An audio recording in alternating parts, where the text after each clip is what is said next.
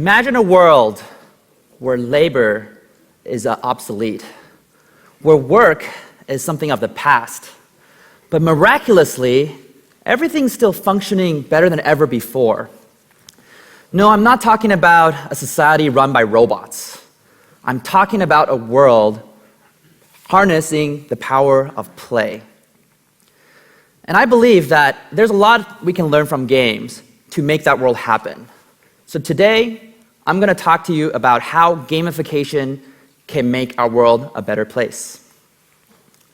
So let's start with games. Who plays games? Most of the people, when they think of a gamer, they think about people like these. Little kids and guys who are probably single, probably unemployed, and eat pizza onto their shirts. But the actual statistics could be very surprising to many. The average gamer is actually 35 years old. Almost 70% of them are over 18. About half of them are women, which means there's actually more adult women playing games than male under 18, if you consider social mobile games like Candy Crush or Angry Birds. So what does this mean? This means that everyone can be a gamer. This is a very generic demographic. This could be your clients, it could be your employees, it could be your children, it could be your parents. Everyone has the capacity to enjoy games if there's a good reason to do so. So what is gamification? Gamification is the craft to take all those fun and exciting elements of games and pouring them into boring, non-game context. Things you have to do, but you don't necessarily want to do. So when I say gamification, some of you might start thinking about what we call the PBLs, the points, badges, and leaderboards. And this is where a lot of people think, oh, if I just take points and put into a product or badges, it'll make it fun and exciting. And that's a big misconception. When I started in gamification in 2003, it was a very lonely passion for me. Very few people cared about it, and very few people understood it. Now, about 3-4 years ago, gamification became a buzzword, and a lot more people and companies, organizations, schools started to care about it.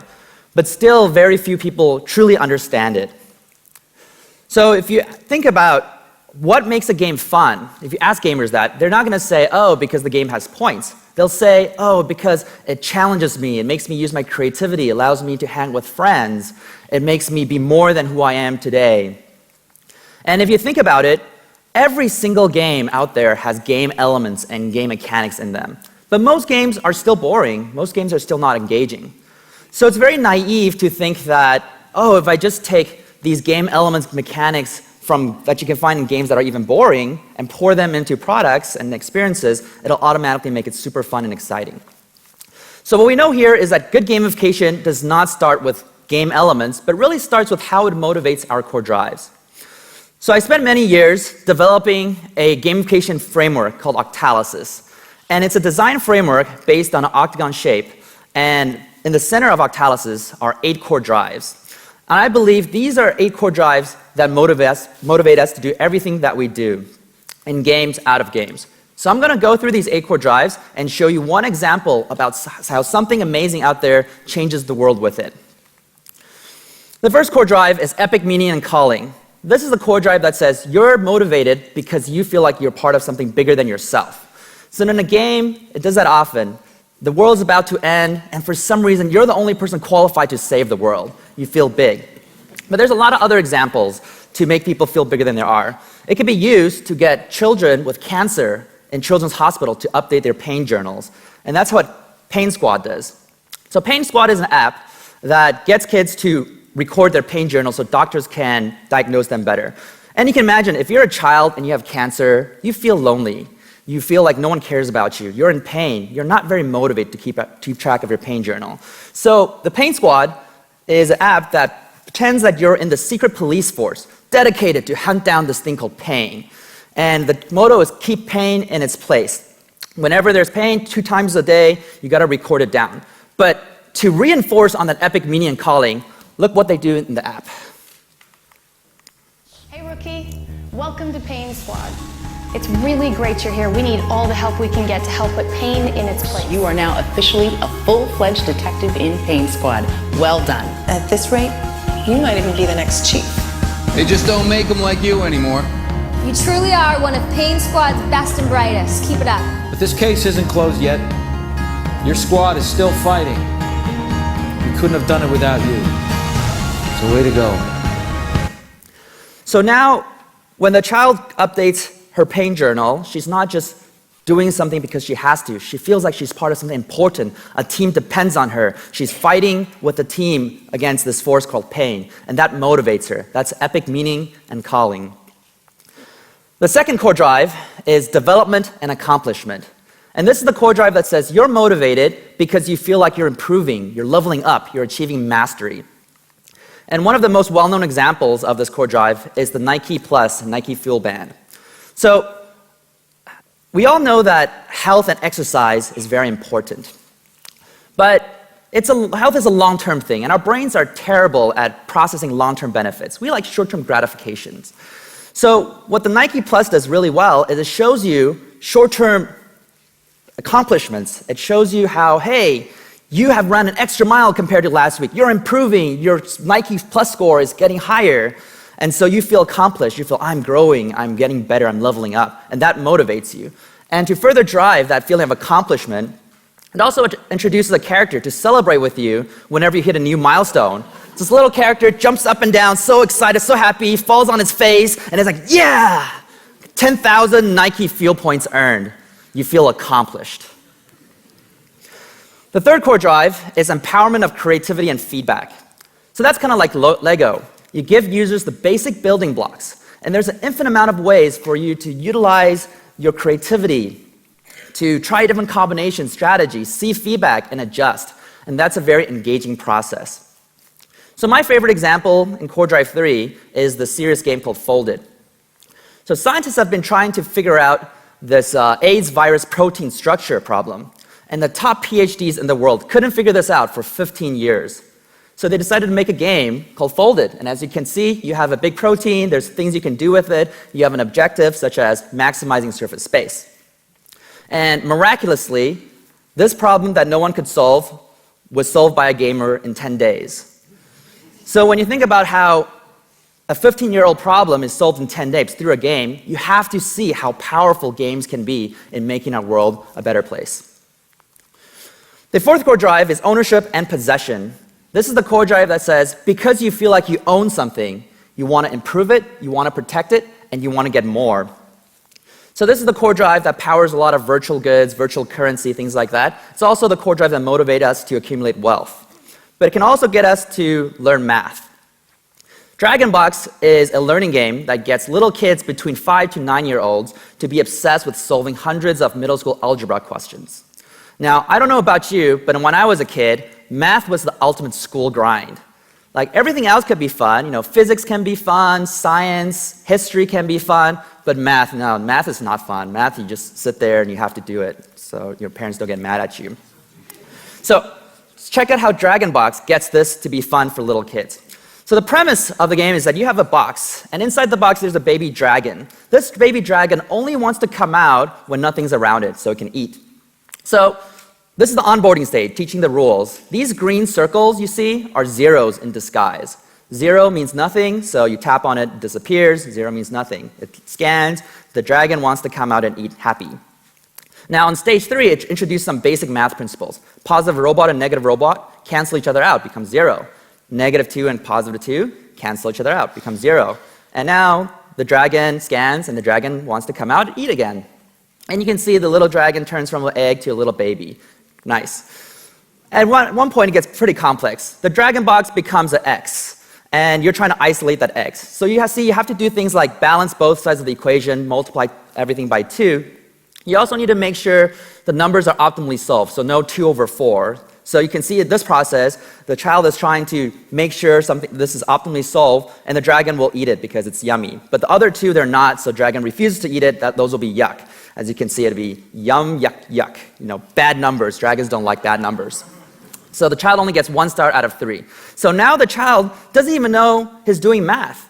He's just trying to feed his dragon, grow his dragon. He's like, oh, why don't I get 3 stars? I got to figure out a better way to isolate this so the dragon wants to eat everything.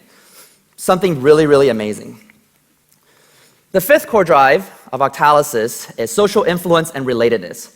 This is pretty straightforward. This is Basically, what you do based on what other people think, do, or say. And my favorite example here is O-Power. O-Power is a utility SaaS company that tries to get people to lower their utility bills. And they saw that the best way to change people's behavior is to show them how their neighbors are doing. You show them their utility, how much you're using, your best neighbor, and your average neighbor. And everyone who always thinks they're somewhat a little above average, which is impossible, you can't have everyone above average, when they see that, they're like, oh, I need to change my behavior. So with O-Power, within a year, they saved over $250 million of utility bills. And that's a lot of electricity, over 1 terawatt. The sixth core drive of Octalis is scarcity and impatience. So this is a core drive that says you want something just because you can't have it. Like if grapes are on the table, you really don't care about the grapes. But if they're on a shelf just beyond your reach, you're always thinking about those grapes. You know, can I have them? When can I have them? Are they even sweet? And Kickstarter is a great example that utilizes a lot of great game design techniques. They first dangle this great reward, this great prize in front of you, cool technology. Then they show you what we call a countdown timer, 21 days to go. You have to act now. If you don't act now, you won't get this prize. So the sense of urgency. Then it shows you what we call the last mile drive. Oh, there's only $3,000 left, only $2,000 more, and we'll get it, you'll get it. And then finally, all together, this is what we call a group quest. You can only accomplish the quest when an entire team will move forward together on it. The seventh core drive is unpredictability and curiosity. This is the core drive that says, because you don't know what's going to happen next, you're always thinking about it. And this is the core drive that's heavily utilized in the gambling industry, but it's also the core drive that makes us want to finish a book or watch a movie. And it can also be used for a lot of other good things, like getting people to obey the speed limit. This is a speed cam lottery. How it works is whenever you drive by the speed cam lottery and you're speeding, it will take a picture of your car and it'll give you a fine. Pretty straightforward. But when you're going by the speed cam lottery and you're within the speed limit, it'll enter into a lottery pot where when you have a chance to win the money from those who are fined. So even though your chance of winning is fairly low and it's not a lot of money to begin with, because everyone thinks that, oh, maybe I'll win this time, maybe I'll win this time, you change your behavior, slow down, you know? So speed cam lottery successfully reduces the speed of passing cars by 20%. Very tangible. The eighth and final core drive is loss and avoidance. And this is also straightforward. It's you're doing something to avoid a loss. You don't want bad things to happen. And my favorite example here is called Zombies Run. Now remember, in Core Drive 2, we talked about Nike Plus motivating people to run to make them feel accomplished, feel like they're growing, feel like they're improving. Now Zombies Run makes people run because they don't want to be eaten by zombies. So Zombies Run is a game that pretends you're in this apocalyptic world where zombies have taken over everything. And you're this runner in the wilderness, in the world of zombies, and you're running with earphones on.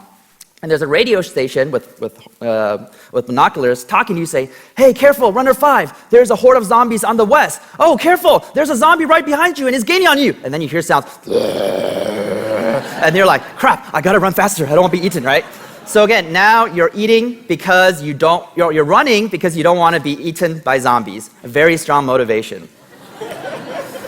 So these are the 8 core drives of Octalis, and like I said, I believe every single thing you do is based on one or more of these core drives. But it's also put together on an octagon shape for a reason.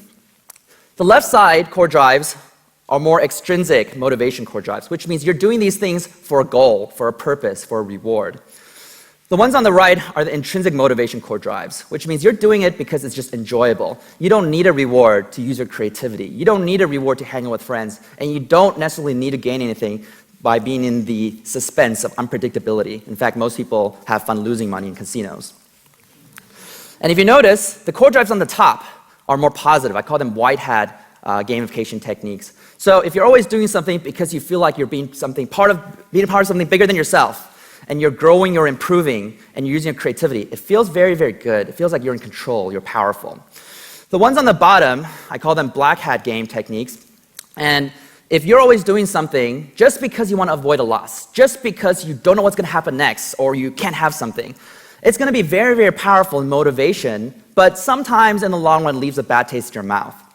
And it's not a very sustainable long-term design.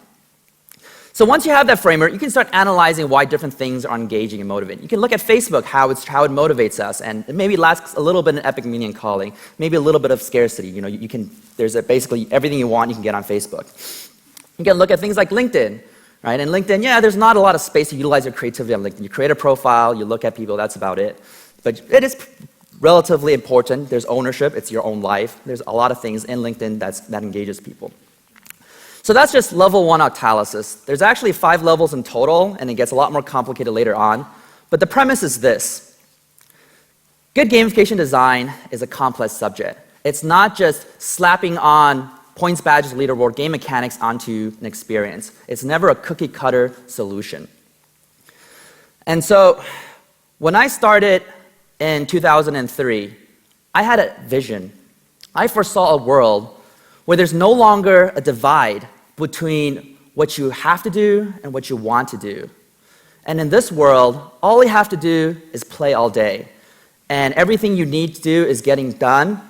You support your family, you have better relationships, your organizations perform better, and society overall becomes more productive. And I work every single day of my life to push towards that vision. But there's only so much I can do by myself.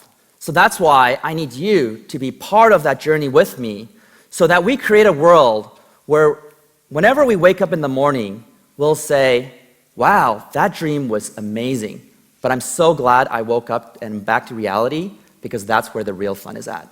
Thank you.